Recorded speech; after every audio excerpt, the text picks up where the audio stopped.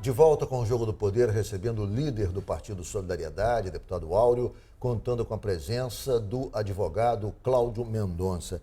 Deputado, vamos falar um pouco do Rio. O senhor é deputado do Rio, com base em Caxias. A situação do nosso estado chegou, eu acho, a uma situação inimaginável. Se a crise é grave no Brasil, aqui ela atingiu proporções gigantescas.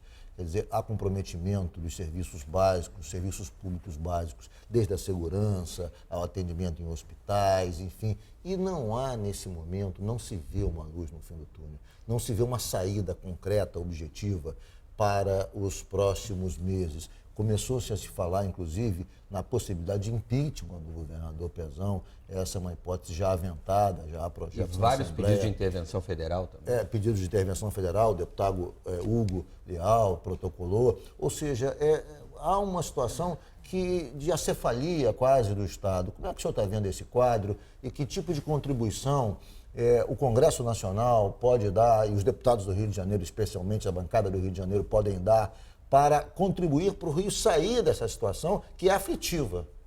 O Rio, acho que passa pelo seu pior momento. Nós tivemos a oportunidade de viver um momento olímpico, tudo acontecendo no Rio de Janeiro, as pessoas querendo vir para o Rio de Janeiro, muitas obras, um momento fantástico o Rio viveu e passa agora o Estado do Rio de Janeiro pelo seu pior momento. Servidor sem receber salário, os serviços parando, você chega numa UPA, não tem médico, não tem remédio, não tem pagamento, não tem limpeza.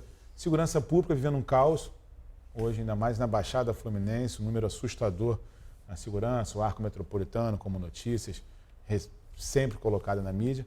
E a bancada federal do Estado do Rio de Janeiro teve um papel fundamental, porque a bancada estadual que não conseguiu resolver os seus problemas, não conseguiu fiscalizar, não conseguiu entender, recorreram ao governo federal, a bancada federal com muita união, conseguimos votar a recuperação fiscal dos estados.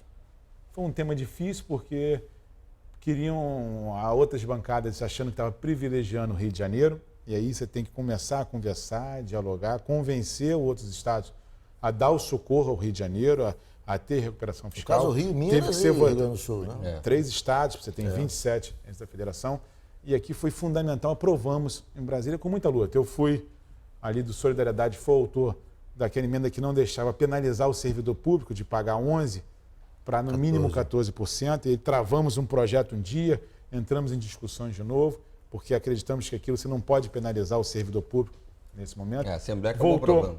Para a Assembleia votou, os deputados aqui votaram e penalizaram o servidor público. Tivemos várias discussões nesse projeto para que a gente consiga aprovação. O texto do projeto não é um texto bom, mas você fica imprensado de paralisar os serviços públicos do Estado do Rio de Janeiro.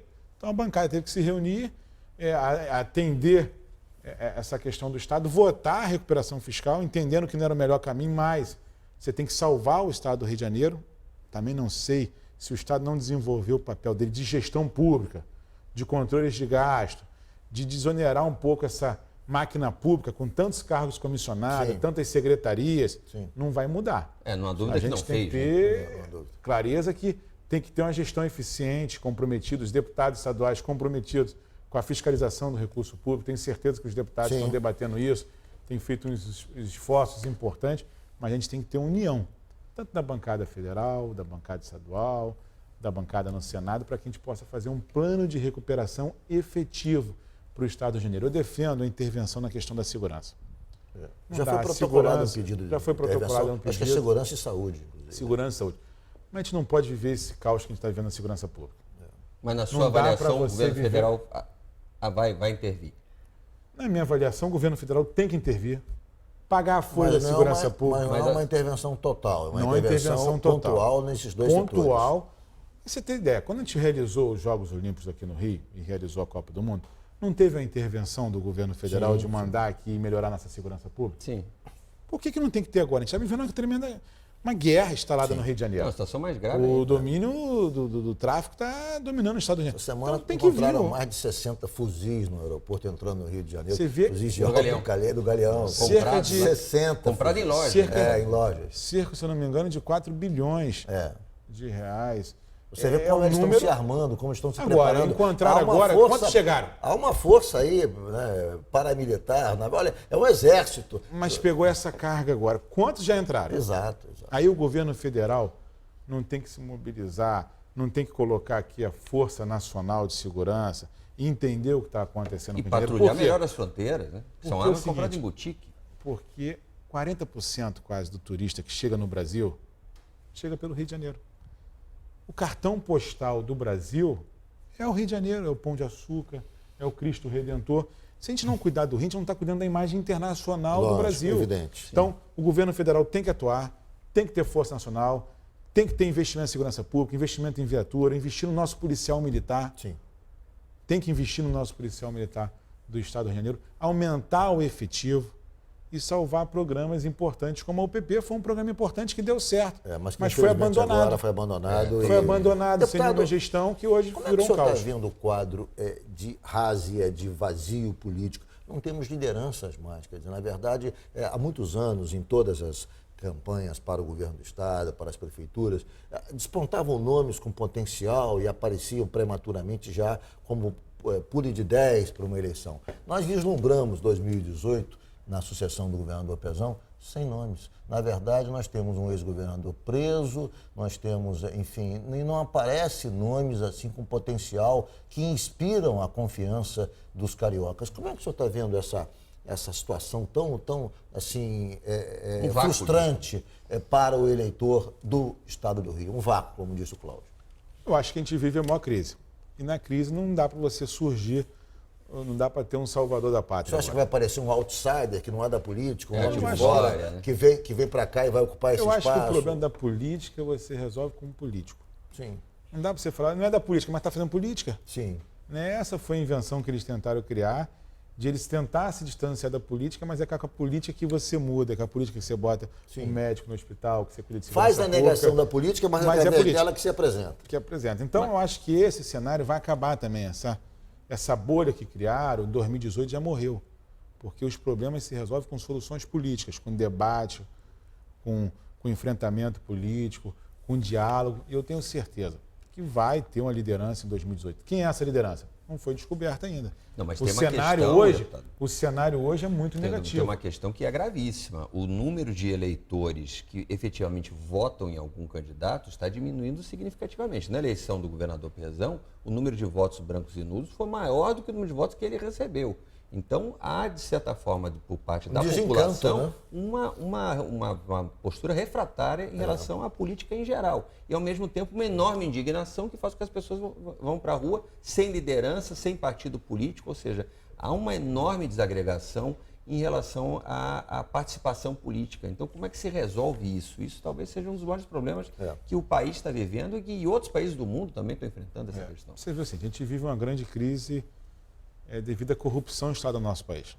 A delação da JBS colocou como 1.829 políticos que receberam propina. Não é isso. 1.829 políticos receberam doações.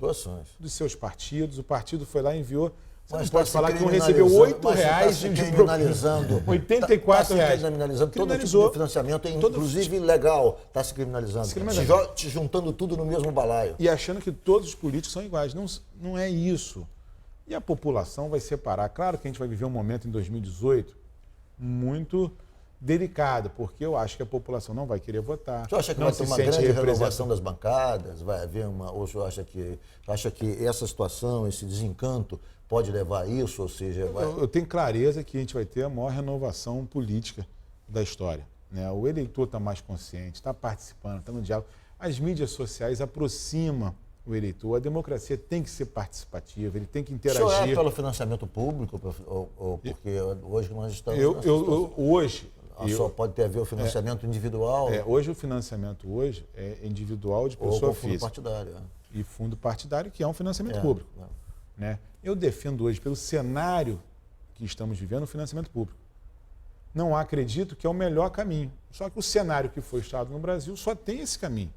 Um financiamento público para financiar a nossa democracia. Claro que o cenário... É o preço que tem para financiar a democracia. Porque o melhor modelo que tem é um modelo democrático.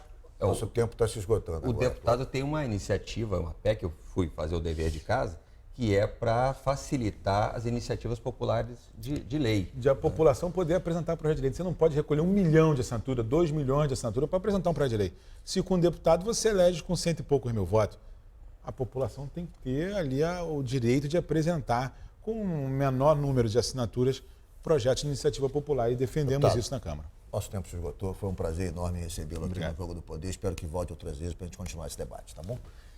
Muito obrigado, Cláudio, por ter comparecido. Foi um prazer. E obrigado a você que nos acompanhou de casa. O Jogo do Poder volta no próximo domingo às 11h15. Muito obrigado pela sua audiência e até lá.